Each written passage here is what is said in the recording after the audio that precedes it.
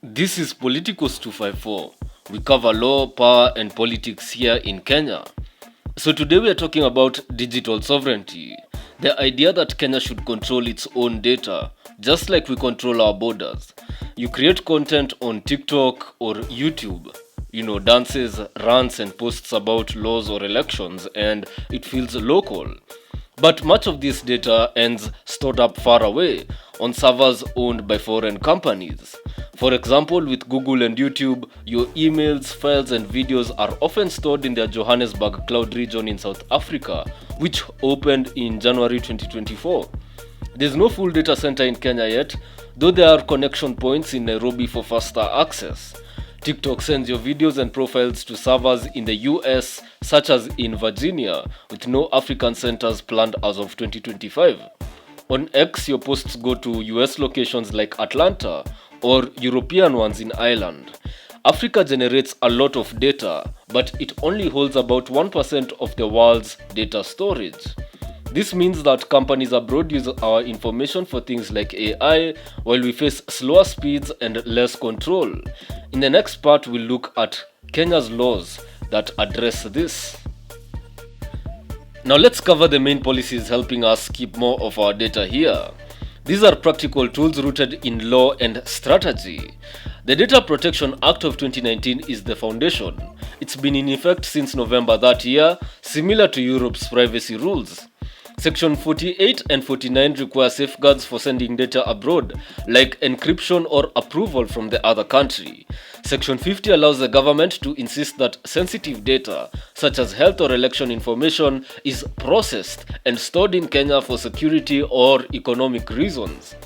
Violations can lead to fines of up to 5 million Kenya shillings or 1% of a company's annual revenue, enforced by the Office of the Data Protection Commissioner. The 2024 Kenya Cloud Policy builds on this. Launched late last year, it's now guiding government operations in 2025. It encourages using cloud services but requires sensitive government data to stay local for better security and efficiency. While it's binding for public bodies, it influences private companies through links to the Data Protection Act. The National AI Strategy, released in March 2025, adds a forward-looking layer. It's a plan rather than strict law, but it emphasizes building local data systems for AI development, ensuring our information benefits Kenya first.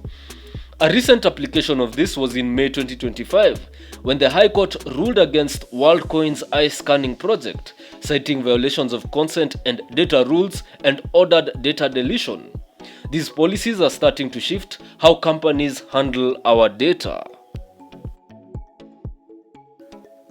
Welcome to Politicos 254. Here we discuss law, power, and politics.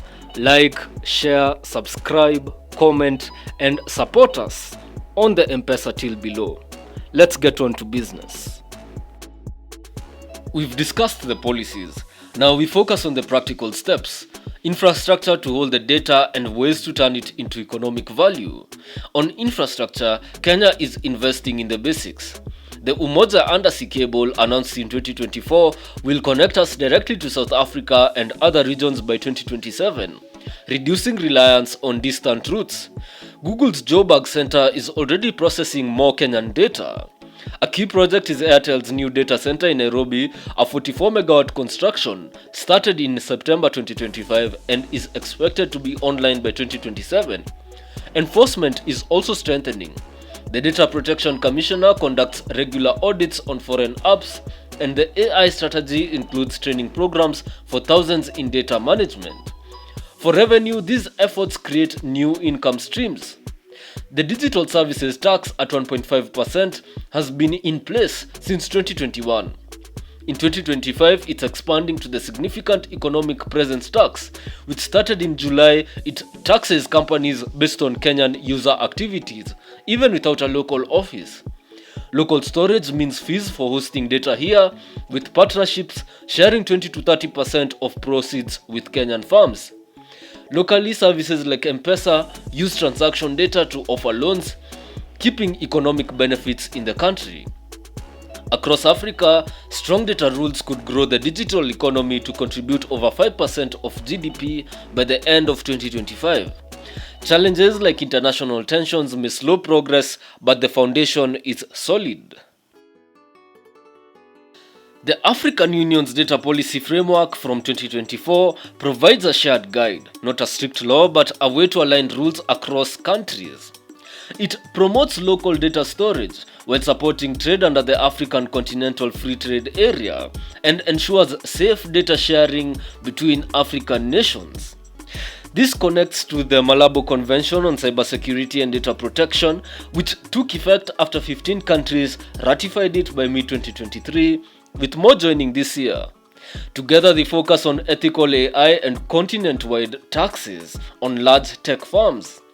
The potential is huge. Africa's digital sector could reach $712 billion by 2050 with these steps. For Kenya, this means aiming for 50% of data stored locally in the coming years, leading to more jobs and innovation.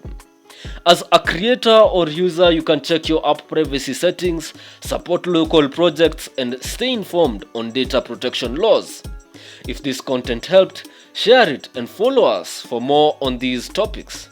Thank you for watching, and let's build a stronger digital sovereign Kenya.